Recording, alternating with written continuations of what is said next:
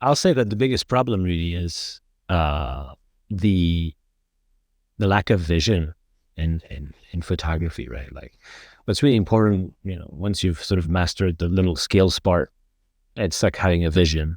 I think that's what really is the defining factor, and will make it or not make it. Yeah, for sure. I was always split the photography kind of, or the photographer into two types of skill sets. And if you have both, you end up being a pretty good photographer. One is just technical know-how that a monkey can learn.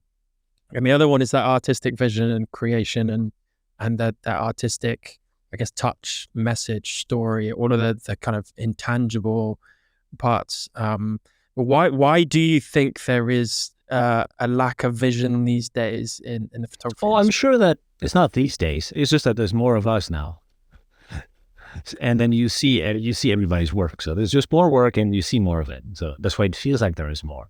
But I'm sure if you're starting photography in the 1950s and had no vision, it would have been just as problematic as it is now, right? Like, but Yeah. people in the 1950s probably picked up a camera for motives that were different because there was no outlet for it, right? It was more like a hobbyist thing that you do on your own. And the cost was so expensive that you better had a plan, right? Because it's so expensive to shoot photos and get them developed. So now all the entries, the barriers of entry are removed, which is great. People are on a levelly, playing field with laptops and a camera.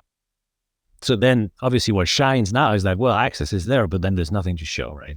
These photos are hollow. There's just, no real message.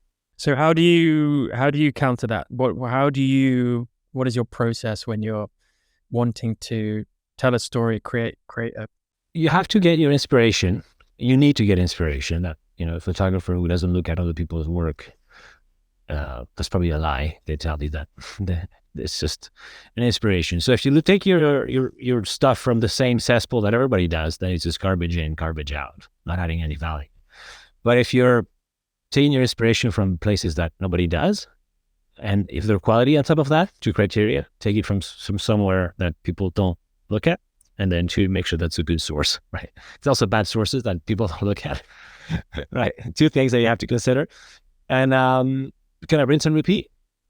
So that could mean finding some obscure blog that nobody knows, some blog spot that hasn't been updated for years, but it has really cool inspiration, and then learning about the masters of photography through their books, the Avedons and the I mean, there's so many, um, and also going to museums and seeking inspiration in movies and all these places that your typical photographer isn't really looking at. And I would say typical photographer. There's no typical photographer, but I would say that the low hanging fruit is looking at photos on Instagram and taking your inspiration from there. So if you do that, then it's going to be tough to show a vision.